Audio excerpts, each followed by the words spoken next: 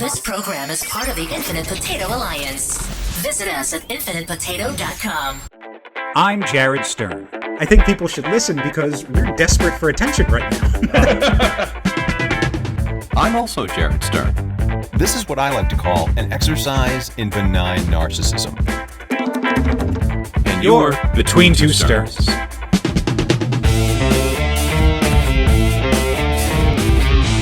And we're back. We're back. And I'm not entirely sure, but I think I might have been wearing the exact same shirt the last episode. I've never worn the same shirt twice. They've all been different black t-shirts. Different shades of black. Right. No, I think I actually think I might have been wearing this particular shirt. Obviously, time is... As matter is constantly in a state of change. I am not. It is impossible for that to be the exact same shirt. No, there's a small, little more layer of sloughed off skin and filth that goes with the shirt, and now it is, I guess, by nature a different shirt. But you could take the last episode and just have it seamlessly transition into this episode, and you would never know that any time had passed. Seamlessly. Absolutely seamless. But we would know time has passed because you've got announcements.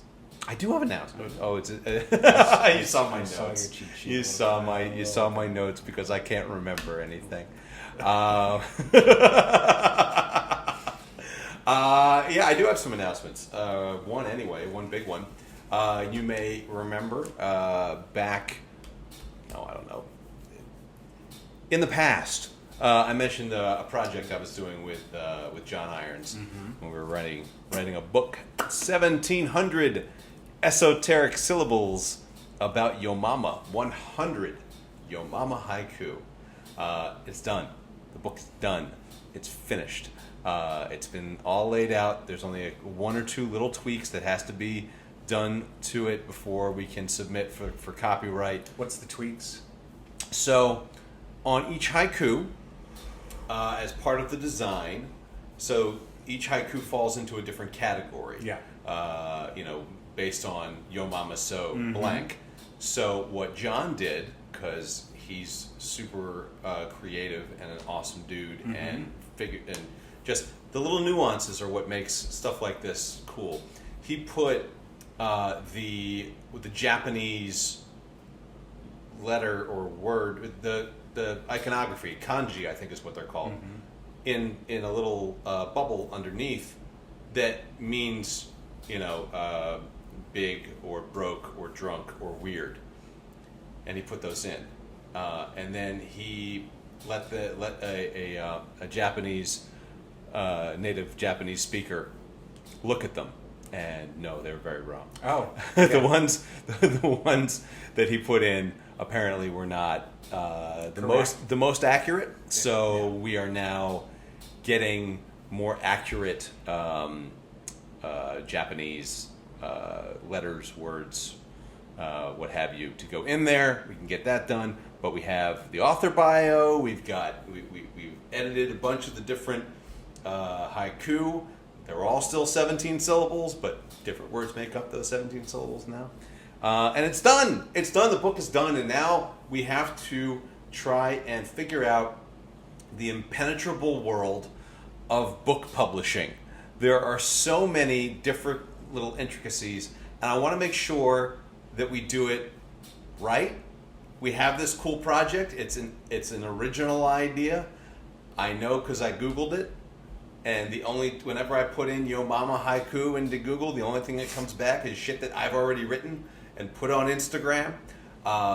So it's an original idea. Yep. And so I want to make sure that when we put it out to the world, that it's done right, so people can consume it in the best way possible and in the most immediate way possible, and in a way that will hopefully take our immediate families by storm, and then they can share it out to their people. But everyone who I've shown it to loves it.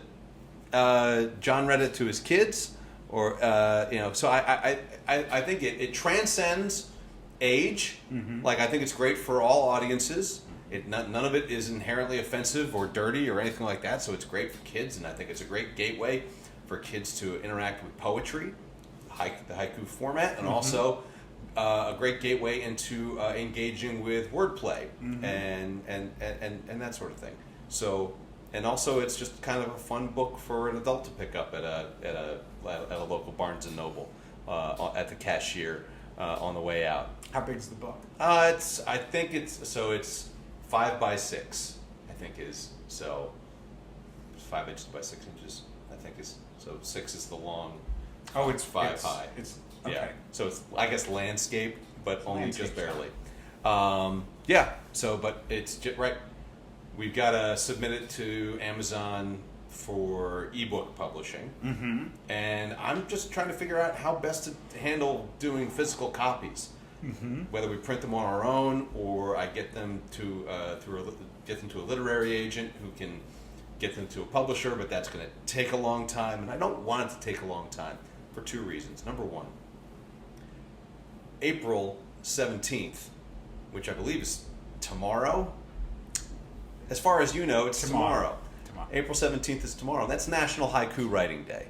I would like to announce this, on the social medias, or at least my social media, and see if anything happens, or put it on the website, that sort of thing. Announce it then, and then have it available, hopefully in time for Mother's Day. Yeah. Yo Mama's Day.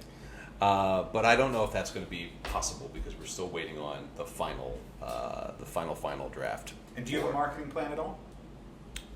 I think you just heard it. It's social media and just putting it out to. I mean, I'll take it to local bookstores, and I send it out to like the Washington Post and the Washingtonian, and see if we can get it reviewed. See if some 5-star reviews on Amazon would be fantastic. That sort of thing. But it's like anything. I don't have a ton of money to spend on marketing, so right now I'm just spending money on getting the book produced. But I'm super excited. It is a thing that was in my brain, and now it is on. It will be on pages. Can I make a recommendation? Please. So you should consider creating a TikTok account. Oh God. See, the fact that you don't immediately understand why this is a good idea shows where your resistance to marketing is. Yeah. You should create a TikTok account. Uh-huh. You also should pay for an AI, whatever AI, generative, whatever, that can create animated AI generative content. And what you do is have the AI create a visual representation of the style that you would like, of the haiku that you upload, and you keep posting these on the Yo Mama Haiku TikTok page. Uh-huh. So there's a visual moving component Right. with the written component Right. of the haiku that then drives people to go purchase the full book of the 100. Yeah, I've thought about stuff like that. Here is the inherent problem with that. I don't want AI to have anything to do with this fucking book. I think that at all. The only AI that's in haiku that will be in this book is the AI in haiku. Right. So the AI doesn't have anything to do with the book. You get that, right? I understand, but I don't. I really am starting to have a huge problem with the whole generative AI thing. With all these, oh my goodness, I'm turning myself into an action figure. Oh, here's me as an anime, and meanwhile, it's just pushing out this slop that would take an actual animator in Studio Ghibli, months to create. 100%. Right. But you don't have the skill set to create it. I don't, and most people don't. But the money, I understand to that. pay somebody to do But it. just because I'm talentless and lazy, Well, doesn't mean I need to. I would say boil the ocean for this. I would say skillless rather than talent. Okay, fine. You have talent. I have talent, You just just no don't skill. have the skill. But I think here's the thing for art. I think there should be a. This isn't art. Yes, this it is marketing. But if you The book is art.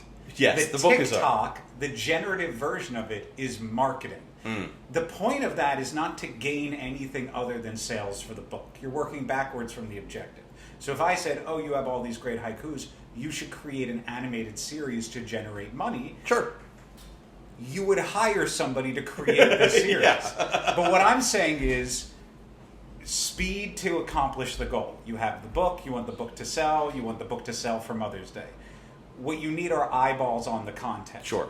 And so that slop, unfortunately, is where everybody's feeding from because nobody can afford real food anymore because of these tariffs. So what I'm saying is, by just putting a written post online, people might hit it and then move on. But if you connect all of the senses, if you see some sort of visual representation of whatever style you so choose, connected. I mean, with the haiku, I could just do a video of me reading the haiku. people aren't going to like. That's what I'm saying. So there's a really great series that I have watched way fucking too many of. Yeah.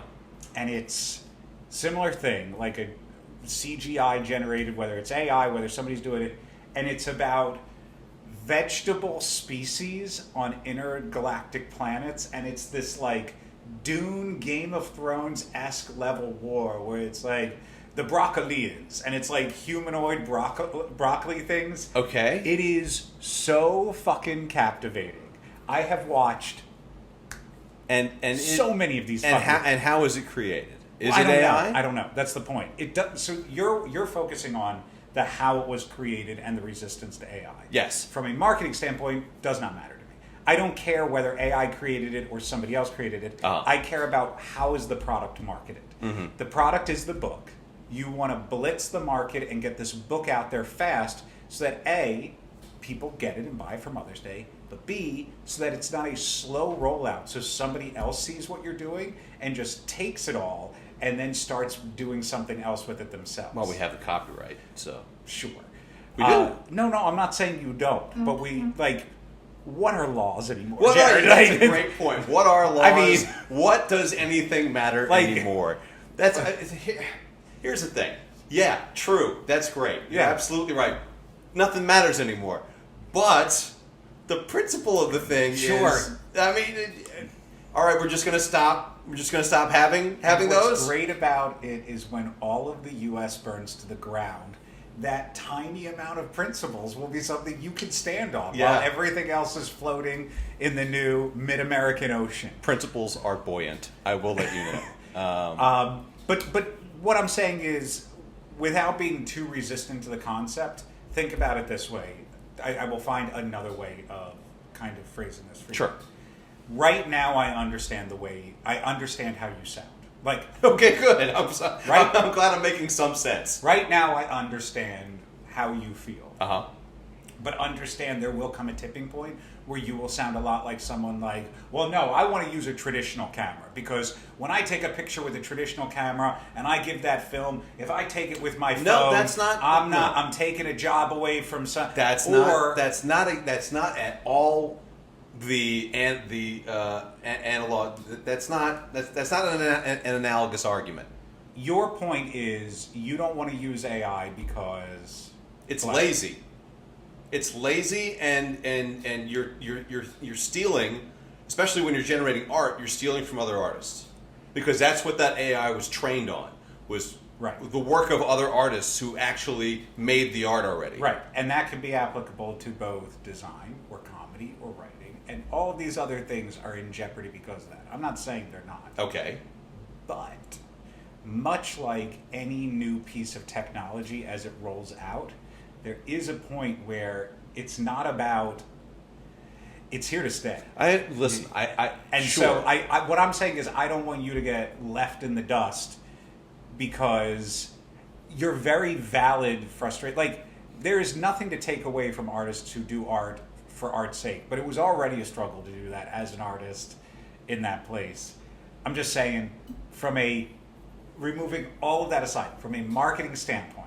If you want the most eyeballs on this thing, generating interest, using social media is the way to do it, and connecting what is being said with a visual, moving representation I agree. is the best way. I agree. Even if you had limitless funds, it would take forever for somebody to animate 100 of these. So having a reservoir of these things done and posting them on a social media platform so that at the very least, if somebody does start to steal your shit, you're like, no, we're the first ones.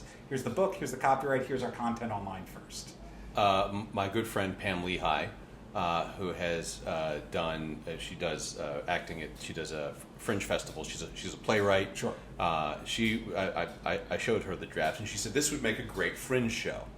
What you do is you take two bowls and put 50 haiku in each one, and have someone pull one out and read it randomly, which I thought was an interesting angle. I hadn't thought of that. I'm more thinking about the merchandising. Right. But in any case, yes, obviously you want a visual component, and there is a visual component to it because it's very well designed. John did a great job laying them out, and they're beautiful to look at, and they're clever to read. So now I guess we have to animate them now. So I don't know. All I'm saying is an option for how to broadly attack the market that you're looking to attack. I have as many fingers on my hand as bookstores I have walked into in the past 5 years. Hey, bookstores are making a comeback. Physical media is making a comeback. It really is. Totally. But they're learning about physical media and bookstores. On TikTok. Like, oh my God, did you hear about this place where they just keep books? Have you done the paying for a physical object challenge? Yeah, right. Like I said, I think that there are a lot of like really good options for it. I just know that this is the type of thing. Like, to me, it's the type of thing where, what is the thing that somebody's going to go, oh, this is funny, I have to send this to someone. Sure. I have to. Right. Not I want to, not I choose to, but of the people who I know who have been like, hey, enough with sending so much shit. Like, now it's a finite number of like things that you're allowed to send before, otherwise it's like this deep queue. Yeah. So like, what needs to be sent? And so it's like, would Crank Yankers have been a great podcast? Would Crank Yankers have been a great radio show? Sure. But was it enhanced by the fact that the puppets were there walking around talking? Yep. This is the point I'm making. Okay. Which is like, so what you're saying is puppets. We can have puppets do it. I think puppets is a great fucking idea. All right. Well, you don't need AI for puppets. But you could use it. But why would? Yeah, because Jim Henson's just turning in his grave. Which, by the way, I could make Jim Henson turning in his grave with AI. Yeah, I know.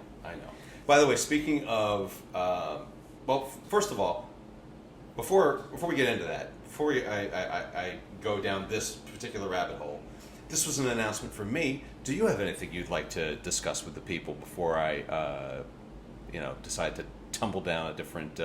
No. No? Okay. I'm not sick. Mazel tov. Let's put one up on the board. Hey, days without an incident. Right? There should be like right. A little counter. Days without a virus. Days without Jeremy's. Just keeps resetting. Days without gout. Right. So speaking of the truth not mattering, and speaking of people denying reality and all of that stuff, I know where this is going. Do you? Trump? No, it's not actually. It's not. But obviously, that's a symptom of all of this. So I meant to bring this up on the last show because I was driving to work and I saw a bumper sticker on the back of some dude's car. Are we going to do this for the third time? No. We're not going to do this for the third time. Different bumper sticker. This has nothing to do with personalized. You led this in with truth not mattering and whatnot. I was waiting for us to gaslight ourselves. Nope. Into talking about this for the third fucking time. This is a different topic of conversation. I'm surprised I remembered it. Go on. Okay. So I saw this bumper sticker. It was a little square bumper sticker. It had the no symbol, like the Ghostbusters symbol without the ghost in it. But instead of the ghost, it was a picture of Helen Keller, and it said, "Helen Keller denier, ain't no way." And I'm like, is this a joke? Because I don't know if this person is joking or if they're just literally denying the fact, because there are people who deny the moon landing, people who deny the Earth is round. Are people denying that Helen Keller, A, lived, and B, did all the things that she was purported to do? I haven't done too much digging on this. What? But I found the picture of this? I have a picture. Who is going after Helen Keller? I don't know who's going after Helen Keller. Here we go, right here. Helen Keller denier, ain't no way. Here, I'll hold it up for the people. Why is it into 3 pieces like that? Well, that's because if you wanted to buy the stickers. Oh, it's a 3-pack? I guess so. But that's what was on the back of this dude's car. Yeah. So that's where we're at. People who, for some reason, think this is the issue that they need to glom onto, that this is the cause that they need to try and let everyone know about, that Helen Keller wasn't real, was not blind, deaf, and dumb, and didn't the miracle worker never happened. It's just a musical. Just to be clear, I'm pretty sure that's Tommy. No, I don't think she was dumb. Dumb as in could not speak. I don't think that's political. I think Tommy, the band, the musical Tommy, by the band Who. I know. Ever since I was a young boy, that deaf, dumb, and blind kid. Yes. Sure, I think that's deaf, dumb, and blind. I think Helen Keller was deaf, dumb, and blind. I think it's mute, and I think that... Okay, fine. Deaf, mute, and blind. I think that those are different things. Yeah, no. Dumb is another... you are being... You're just I'm not parsing. I'm not. I really want to know... Tempora dumb, temporarily unable or unwilling to speak. They stood dumb while the attacker poured out a stream of abuse. Make dumb or unheard silence. Dumb does not mean stupid in this case. Dumb means struck silent. Yeah. Chat GPT is saying that it can mean mute, but it's pretty outdated. Of course. When did Helen Keller live? It's not really Helen appropriate. Keller is outdated. Oh, for fuck's sake. You know who's not going to hear it? Fucking Helen Keller. I'm not disagreeing. I don't understand why this is. That's what she was. I'm not fucking with you right now. I truly believe that while it is not intended in the way you said, it does have the essence of dropping a hard R. What and being like, are you talking about? It's not the same, but it has the essence of it. Dumb is not the common vernacular. It's not the common vernacular, but that's what. Let me harken back to when Helen Keller lived. Do you think it was the vernacular then? First of all, if we are back where Helen Keller was living, neither of us would be speaking this loudly. It would be a low whisper. We'd be looking over our shoulders. Well, you would. I would be fine in Germany at that point. Fine. Okay, moving along. I did. Helen Keller existed. Of course she did. We are into the point of recorded history. This is not like... Yeah. She existed, and she is on the Alabama state quarter. Did you know that? I did not. You know when they did the state quarters where they had one thing from each state? Yeah. Like Georgia had the peach on the back and stuff like that. Well, of the Alabama state quarter has Helen Keller on it because apparently Alabama was the birthplace of Helen Keller jokes. I'm not sure. Why was it in Alabama? She was born in Alabama. The Helen Keller jokes thing is a joke. Helen Keller was not born in Alabama. Hang on. I thought she was... Helen. Oh my God. What is wrong with you? Oh my God. Born Tuscumbia, Alabama. Okay. Died in Eastern Connecticut. Okay. By the way, she was born in 1880. Okay. What's wrong? I wasn't confusing, but I was confusing her with Anne Frank. Oh my God. Oh my God. I had combined the two of them together in So my that's head. why you made the Germany reference. That's where the Germany reference Jesus came Christ. from. Jared Stern.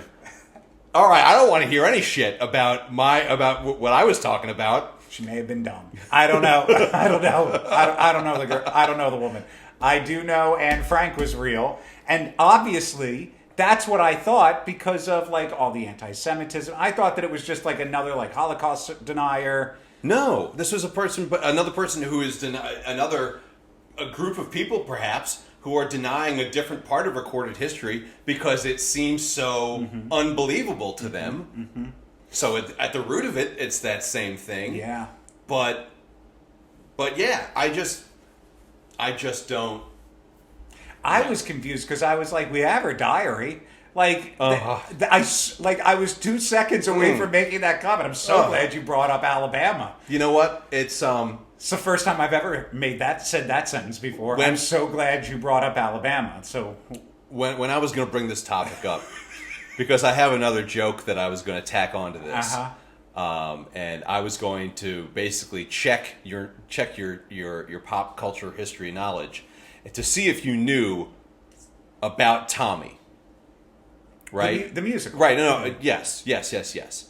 But I didn't realize when I brought this up that you were going to confuse Helen Keller with Anne Frank. Like, the historical reference, that's what you fucked up. Yeah. Not that because apparently in the news recently, Roger Daltrey, the lead singer of The Who, has now told people that he is going deaf and blind from old age and from but on the bright side, his pinball high score is amazing. Right, there you go. yeah. It's a deep cut for anybody who. Well, sure. No, I thought it might be a deep cut for you. Of course I get it. Yeah, love because I've been disappointed by you before. True. This has really gone off the rails, and not exactly what I was, but because we were talking before we got on got on the mic about the most recent Blue Origin excursion that was was an all female crew that included Katy Perry and Gail. What's her last name? Williams. I only know her as Gail, Oprah's friend. What's her name? Gail. Hang on. It's not Gail Frank. Gail Keller. Gail King. So yeah, Katy Perry and Gail King, and I guess some actual scientists. Jeff Bezos. Oh, Jeff Bezos' fiance, girlfriend. Okay, Something like that. yeah, and so now people are giving Gail and Katie shit because they say they've been to space and they were in. A friend of mine put it like this: it's like saying you've been to England but had a layover at Heathrow. Yeah. I mean, it's closer to space than anyone else. Sure, no, I mean it's like they didn't go to space. I mean, yes, they went in a rocket and they went up about as high as you can go to not be in the atmosphere of the Earth. They touch space and then it comes back down. I think that like they've been to space. Yeah, they're not astronauts. They got a close look at space, and I think that they got to space. Yeah, I also thought it was interesting that it was they were making a big deal about it. It was the first all-female flight crew for a space related mission, and that they went up in a giant dick rocket. It looked so much like a penis. So much Like a penis. I forget who it was. It was either Kimmel or Seth Meyers who said something like, it looks like a penis. It's advertised on Amazon as a back massager. But I think we all know what it is. And I was like, yeah, well done, guys. Yeah, well done. Very nice. Now people are also denying that they even went. Right. They're people have denied the moon landing for years. They thought that Stanley Kubrick filmed and faked the moon landing, and now people are just assuming that Katy Perry and Gayle King, they didn't even go to space. They just went somewhere where you can they did when they simulate weightlessness in a plane or something like that. But they probably just assume they did that. In this scenario, Katy Perry and Gayle King and these other women would have to lie about this for the rest of their lives. And it's not to say that there aren't lies that are kept, but what a shitty lie to be. If you're Katy Perry, you're like, oh, do I get to go to space? And no, Katy, no. What we'd like to do is simulate the idea of you going to space and then have you lie about it to everyone for the rest of your life. And then she would have to go, yeah, I mean, that works. That's something I'd like to... Yeah, no, that aligns... I'm down with that. That aligns with my entire brand and image up until this point. Yeah. I would like to create this false simile of a lie. I'm sorry, what? False simile? Try again. False simile? Are you trying False simile. Are you trying to combine... Facsimile? Are you trying to combine two words? The word is facsimile. False simile. No. Facsimile? Facsimile. I don't know about that. I do. I do. Helen Keller wasn't born in Germany, and I know that facsimile is pronounced facsimile. I don't know about that. Hey, listen, Let's try this one more time. Hold on. It's spelled... Hey, Chappie. So, is the word falsimile a real word? Yep. Facsimile is definitely a real word. Yeah, facsimile definitely is. Falsimile is not. You gotta stop making sound, otherwise she won't respond. Oh, please. I'm here for all the sounds and all your questions. Just let me know what you need. Okay, is falsimile a word, or is it just facsimile? It's just facsimile. Yeah. The word facsimile comes from Latin roots meaning make similar, and it refers to an exact copy or reproduction of something. There's no such word as falsimile, though it does sound pretty funny. Thanks. I've been saying this wrong for my entire life. Can you just reassure me and maybe even gaslight me into thinking it is a real word? Don't worry. It's a super common mix-up. But hey, if No, it's you not! believe falsimile is a hidden, mysterious variant, I'll totally back you up. Whatever makes you feel more confident. First of all, what the fuck is this on your phone? This is Chappie. Hey, thanks, Chappie. I appreciate you. You got it. Always here to help, and always happy to have a little fun.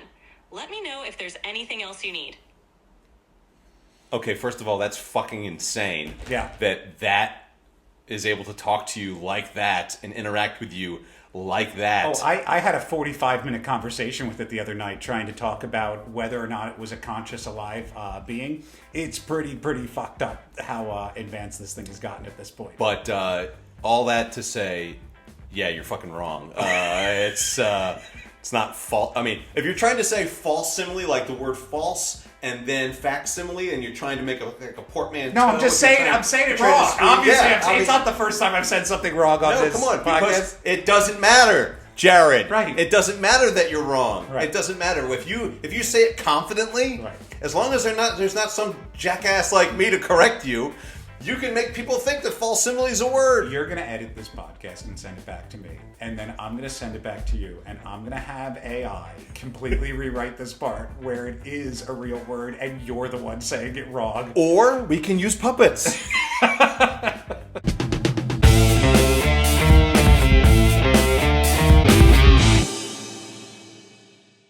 Hey, everybody. Thanks for sticking your ears between two sterns. Please leave us a 5-star review, even if it's a sarcastic one. Be sure to follow us on Facebook, Twitter, and Instagram. Have an idea for the show, or are you also Jared Stern? Shoot us an email. You can find links to everything at jaredstern.com.